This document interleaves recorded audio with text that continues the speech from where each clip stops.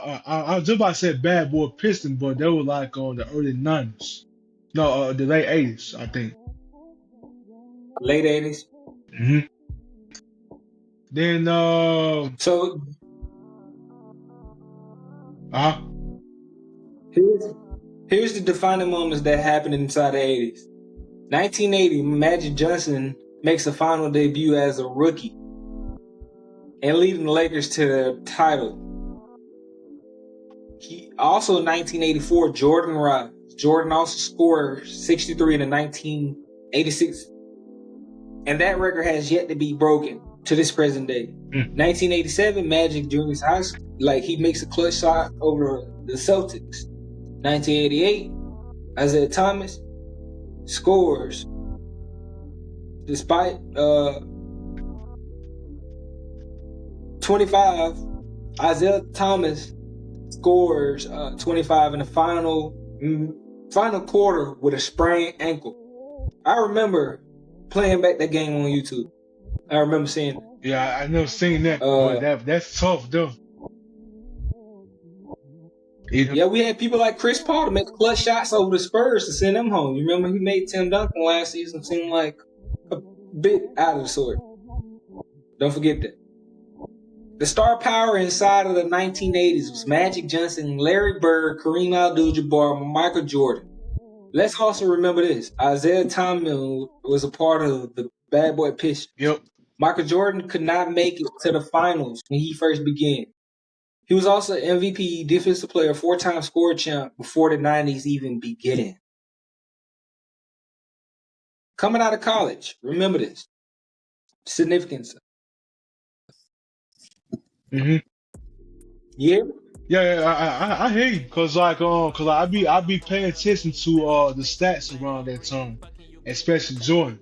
Well, before the '90s, he was you could really say his whole fucking tenure with Chicago. He been scoring over 24 points per game. He had seasons where he scored over 30, especially during the '80s. Definitely more. He had season where he scored 35 average. Yep. Forget that. But we're gonna make that another topic for another day.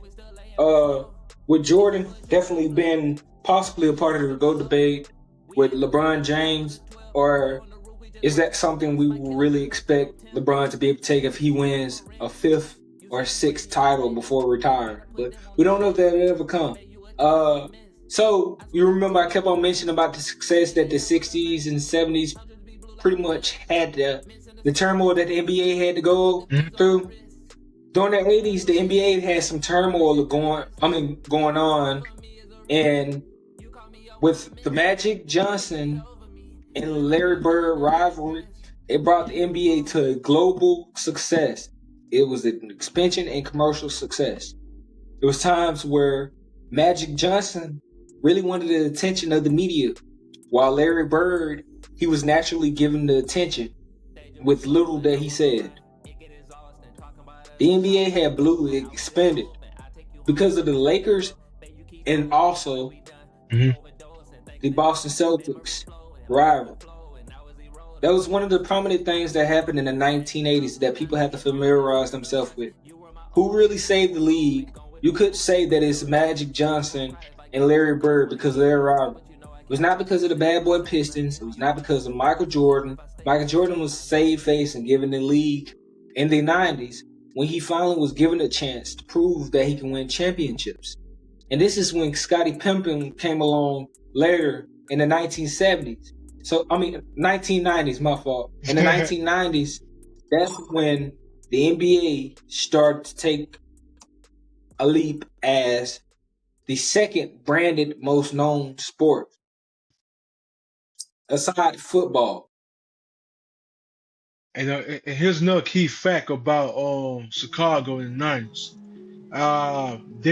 Dennis Rodman was part of the Bad Boy Pistons too before he went to Chicago, and after I think '92. Right.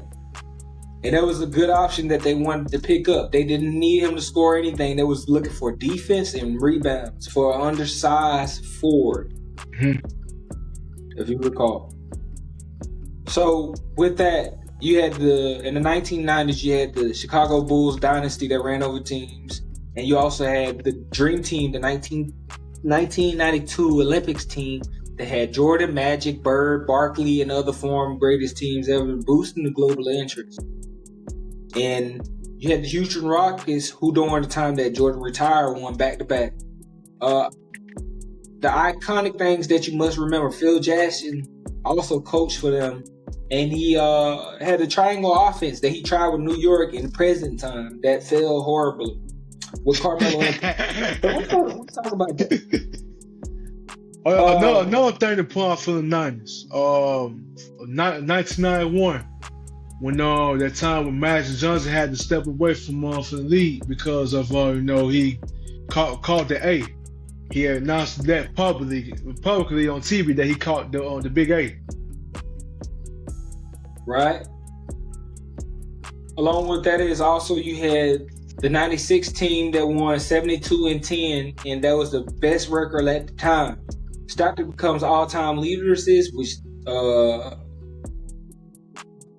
later became another conversation of how it got broken. You had players like Jordan, Shaquille O'Neal, Penny Hardaway, who's used as marketing icons. Mm-hmm. And the league expanded both Toronto, and you also had the Vancouver Grizzlies that later became Memphis Grizzlies today, present day. Right. So the 90s was momentous as much as the 80s, but it all took from the 70s, because without the 70s, you got to remember, this league, this evolution of basketball, the love for basketball had started progressing even before Jordan's era, Magic and Larry Bird's era. And it was definitely a thing before Jerry West's 70s and Wilt Chamberlain's 60s. So the game of basketball has been before every NBA legend. One of my messages that I'm trying to get out right now is, when you think of the love of the sport, when you think of the love for the person who helped create the sport, remember the people that came before and how the game had to change in order for the game to survive. It's not necessarily about who's the GOAT. It's not about who's the greatest at that time. Mm-hmm. It's about those memories of all those legends who took a step on the court, and the people who played and sacrificed their blood, sweat, and tears to actually give us entertainment. And because of that, the game is surviving now. We may complain about how it has changed in between those time frames, and maybe how it became weaker. But one thing you can't say that you would hate about it, if it's your favorite sport, you always gonna love it, no matter how much it didn't change. You will always be a person who tune in to watch it, or at least keep up with something when it comes to basketball. Now let's take it to the early 2000s, because from when Jordan era started to end, you had the 2000s, where the 2000s actually started to change the league to the present day of how it would have became about talent, and not just necessarily about your ability to get physical. Now, if I could say this right here, between the conferences, I say that the West were pretty stacked on that within the 2000s, and I say carry on to towards like the early 2010s, because like if you look at all the records in the 2000s on the West side, just about almost every fucking team from the first all the way down to, you could say, the ninth seed had about like over them 48, 45 plus wins and shit. And also during that time span of 2000 to 2010, only 3 Eastern Conference teams won. You had Detroit, no chance. Yeah, Detroit, Boston, and Miami. On top of that, you had to compete with the Lakers and Spurs to even win a chip. You had Cleveland Cavaliers run against 2007 Spurs and got beat. But the thing with that was what was memorable about the 2000 was it was the market. It became based off duo. You had 2000 Kobe and Shaq. You had 2001 3P based off Kobe and Shaq. 2003 LeBron, Dwayne Wade, Carmelo Anthony came into the league, and that pretty much, like I said, it became a little different for basketball in the 2000s. You had the Pistons shock the world, their defense, but not so stellar offense. They didn't have the offense really to compete, which was questionable. They still smoked. Even when they had motherfucking Karl Malone and Gary Payton, but Karl Malone was terrible during the series because of the injury that he had. Gary Payton, somewhat in hindsight.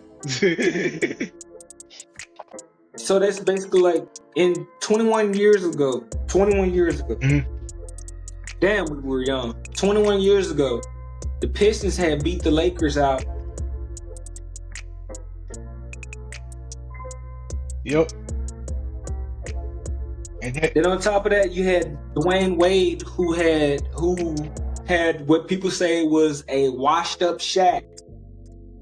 And the Celtics had a big three team that was pulled together by Paul Pierce, who was on the team then, Kevin Garnett, and Ray Allen. Your KG was like just about in his early 30s. All the time that he spent with Minnesota, and going back to the 2004 finals, that was the last time that Kobe and Shaq played together, and that's when Shaq requested a trade to join Miami and won his fourth championship. Before Kobe came back on and up the score and with winning back to back, because after Shaq won his fourth championship, they had a hard time getting back to the finals and stuff due to injuries, and then the very first game, the first night, they got blew up by 30. The same opening night in 2006 when they was when they were presenting their rings, they got beat the fuck out of them. Right. So during that time, that star era, you had Kobe, Shaq, Tim Duncan, Allen Iverson, and LeBron James. During that time, you also had a physical, low-scoring post game with post-heavy presence. During that time, the rise of the pace and space by Mike D'Antonio, 7 seconds less than Steve Nash MPP, which was not supposed to be a thing. I mean, it happened. Yeah, 2006 that's all it was. Right.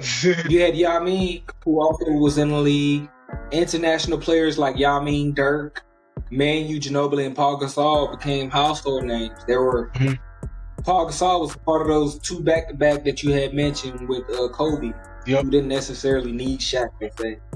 So during this time, this became the grit and grind, and I think the 2000s were the best era of actual. You had to know how to play it, but it was talent mixed with fundamentals. Then you enter into the 2010, where the era became totally about talent and skill. Not just a defensive game necessarily. Right. So in 2010, a lot was taken away, where we actually had the Curry era. Might say the LeBron era, but I don't know.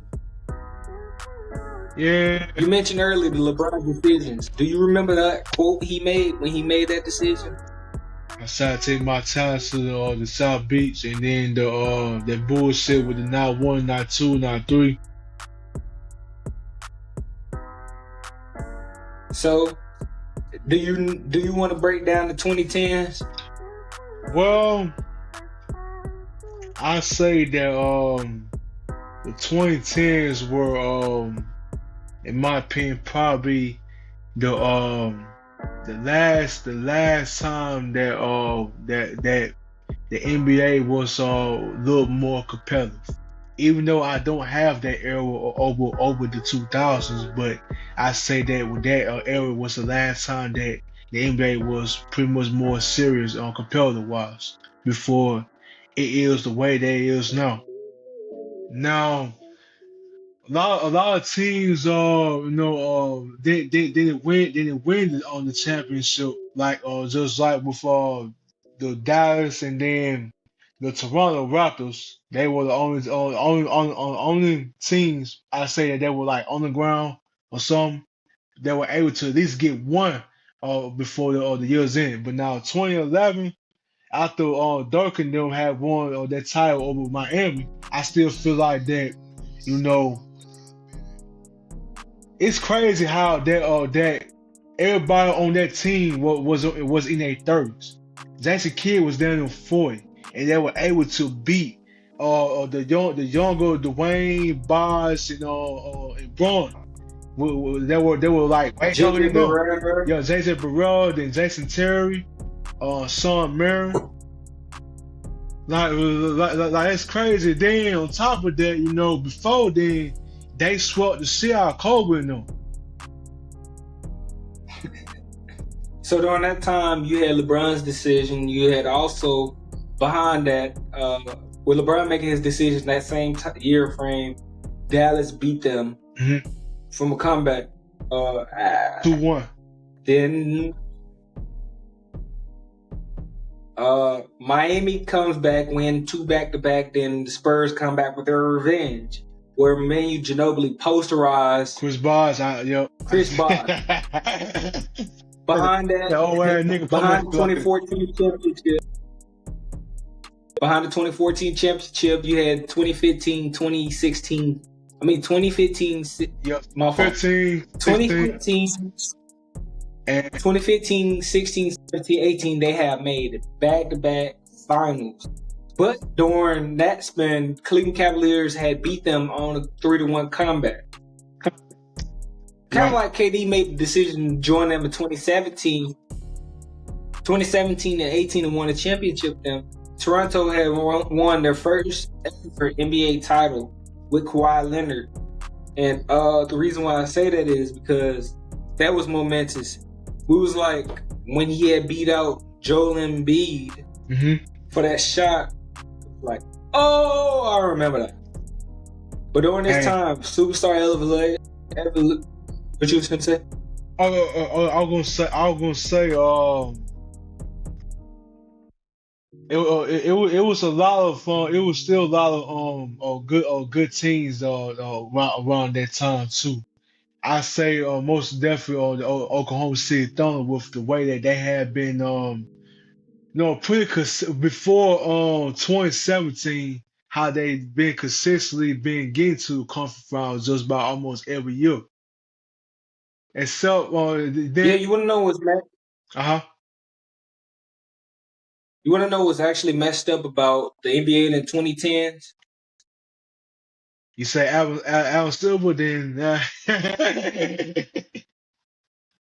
You could say that, but the thing about basketball during that time, even in college, the fuck up was where players could make the decisions for their own career in the future. And it became more about a free agent market than it actually, just like what Adam Silver vetoed Chris Paul for going to the Lakers early that decade, preventing him playing with Kobe. I did forget. Kevin Durant's decision to go to Golden State Warriors should have been a veto option. LeBron, along with that, to the Miami Heat. Teams should have been pushed to have a better cap space, etc., on how they handle how many stars they're allowed to have on their team, especially during that time, because that opened up a ripple effect for the 2020s.